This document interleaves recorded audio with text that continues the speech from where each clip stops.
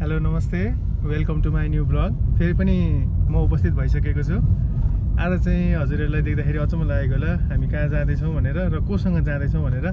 आज चाहिँ हामी टिम अफिसियल साथीभाइ टिम सरहरूसँग कतै घुम्न गइरहेका छौँ। खासमा चाहिँ हामी बिपी हाइवेको ताजा अपडेट पनि यहाँलाई म देखाउने छु।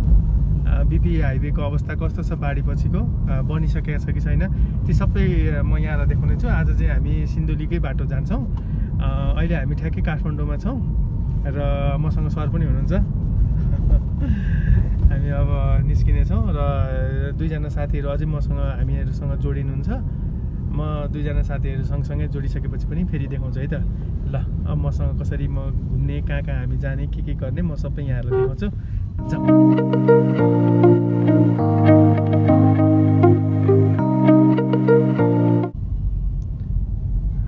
अहिले हामी रामेश्वर फोयल साथीको घरमा जाँदैछौँ उहाँलाई पिक गर्नलाई। यस्तो छ बाटो। यो चाहिँ काठमाडौँ जिल्लामा अवस्थित कागेश्वरी मनोरा नगरपालिकाको वार्ड नम्बर 4 टाँची होइन, टाँची पर्छ। बाटो एकदम राम्रो छ, घमाइलो छ, घाम लागेको छ। घर आइपुग्न लाग्यो। रामेश्वरलाई पिकअप गर्ने।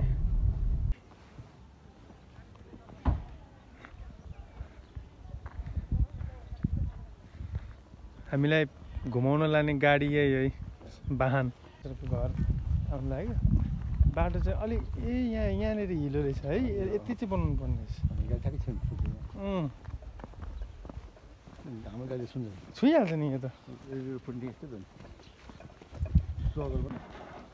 कुकुर बाँधेको छ।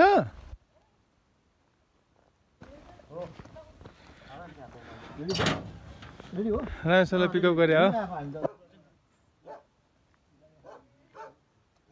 नमस्ते नमस्ते। नकरा नकरा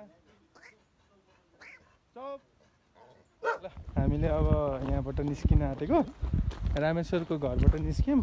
अब एकजना अर्को साथी पनि हुनुहुन्छ, ऊ चाहिँ थली भन्ने ठाउँबाट आए जस्तो लाग्छ।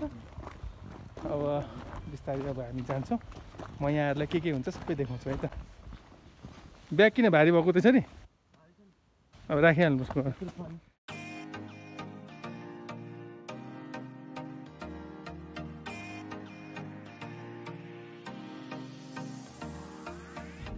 आज फेरि एकजना साथी आउने मैले भनेको थिएँ नि त। ल हाम्रो साथी Niraj Dangal, welcome to my blog. Hello hello. हामी चाहिँ अब एकदम रिफ्रेसमेन्टलाई निस्केको छौँ है। अब बिपी हाइवेको ताजा अपडेट पनि देखाउने यहाँहरूलाई।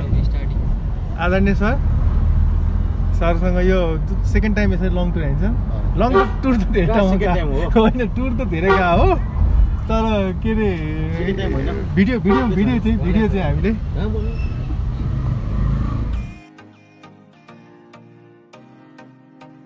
धुलो छ। अब खैर ठिकै छ। अब यतिको बाटो नेपालमा रमाइलो भइरहेछ। अब हामी अहिले बनेपामा छौँ। देव सर गाह्रो भएको छ कि छैन? छैन। यो बाटो क्या अस्ति निरज म बाइकमा आएको थिएँ क्या, विराटनगरबाट डाइरेक्ट बाइकमा आएको थिएँ टक्कसँगले। अब राइडिङमा आएको बाइकमा त यो बाटो त भक्तपुरबाट लौतो भनौँ भने बनेपा आइपुग्दै थाकिन्छ सर। कहिले पुग्नु विराटनगर होइन। आज चाहिँ अलिक थकै लागेको छैन, एकदम रेस्ट जस्तो भयो बिस्तारै। गाडी लग्जरियस छ, गाडी लग्जरियस छ, यस्तो राम्रो गाडी। सरको एकदम कन्डिसनमा राखिन्छ, फेरि बिस्तारै हाकिन्छ। सर क्रेटा होइन यो निसानको किक्स हो। धुलीखेलबाट अब हामी यहीँबाट अगाडिबाट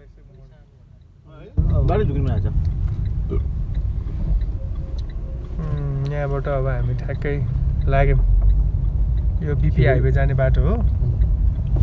म यहाँलाई सबै देखाउँछु। धुलीखेलमा हामी अहिलेको ताजा जानकारी अनुसार खाजा खाएर, अब खाजा भन्दा पनि चिया यसो अलिकति खाएर, वाटरहरू पानी खाएर अब निस्किने क्रममा छौँ।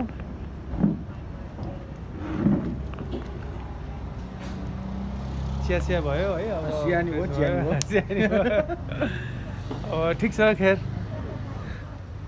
अब यहाँबाट हामी निस्किन्छौँ। के बोक्यो? पानी बोके हुन्छ। चाहिन्छ। भगुन्डेबेसी आइपुग्यो। अब भगुन्डेबेसीबाट लगभग अब हामी अगाडि बढ्छौँ। रमाइलो भयो। त्यसमा अलि निदाइएछ। त्यसपछि हुने साथीहरू यहाँ यसरी बसिराख्नु भएको छ।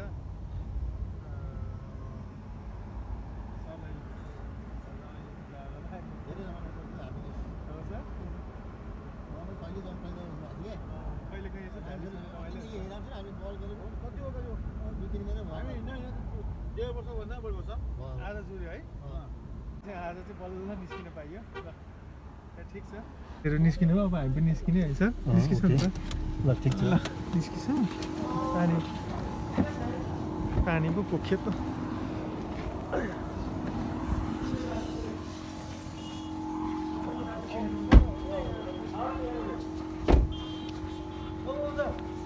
हेलो ब्रदर अस्ति मैले देखिनँ नि आउँदाखेरि भगुन्डेबेसी यस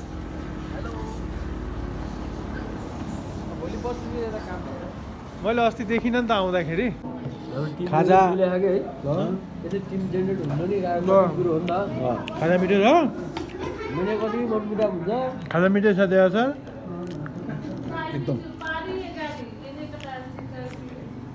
ब्ल्याक टी खाइरहेछ भने यत्रो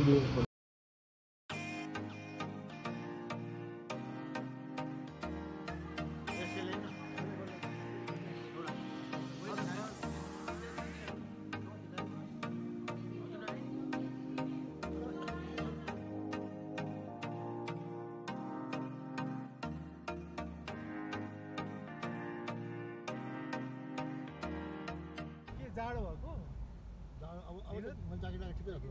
राम्रै छ चिसो भएको छ ज्याकेट किन लगाएको देउर छैन सुन्नु नै भविष्य पछि हेर्छु कि बाटो अलि चिसो भएको छ कि राम्रै सर म त केही भएको छैन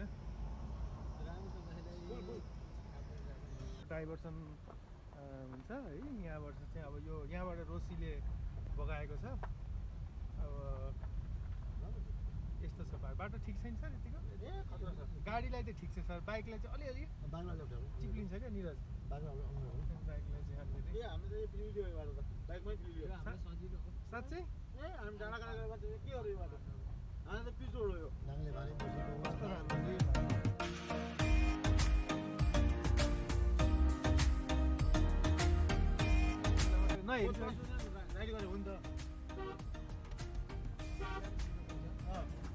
बाटो यही हो बाटो चाहिँ यस्तो छ दिदी हाइवेको भनेर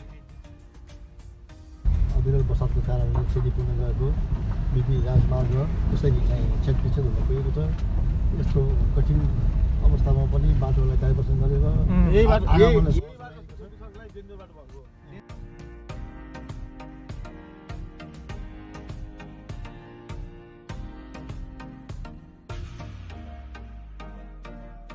अलिअलि बिग्रेको अवस्था छ हो त बाटो होइन त त्यो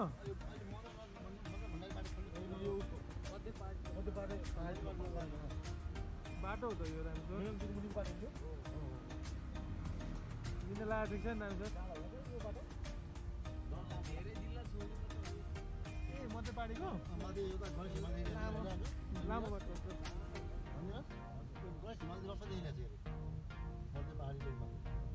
डाँडो चाहिँ खतरा छ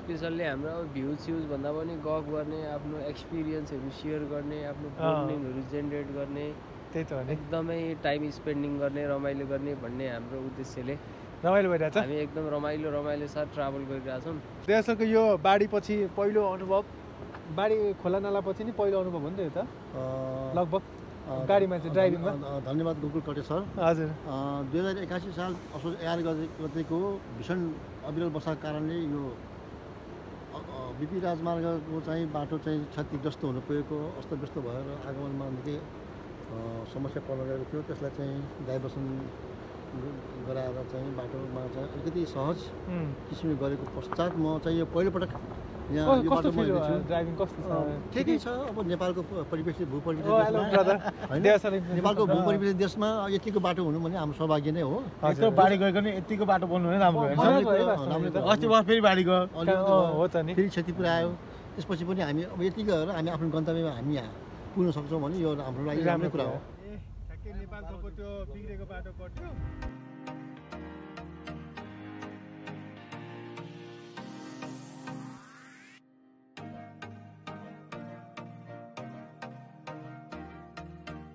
दिस इज मुलकोट यो मुलकोट हो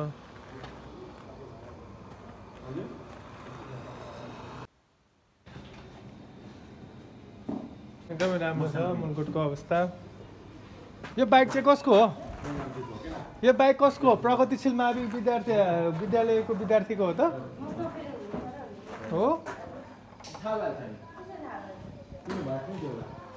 हो बहिनी यो प्रगतिशील मावि विद्यार्थीको हो बाइक हो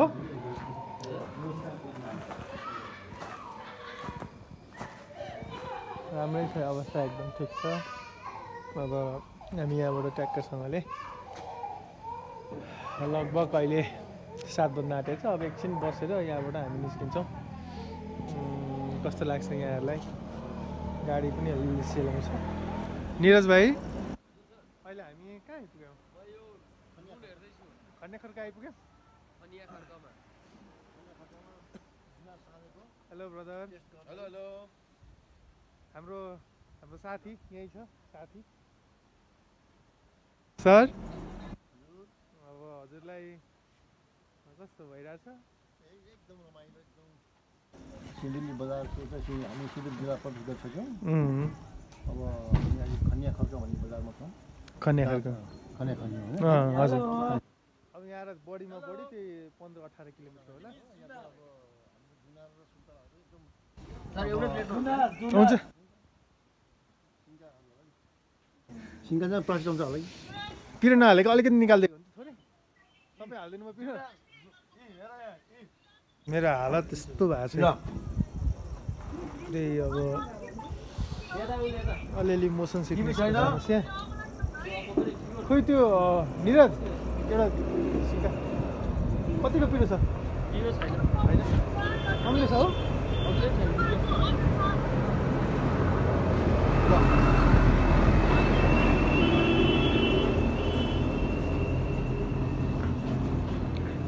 ल पछि यहीबाट आयो भने जुन ल्याइन्छ कसरी हो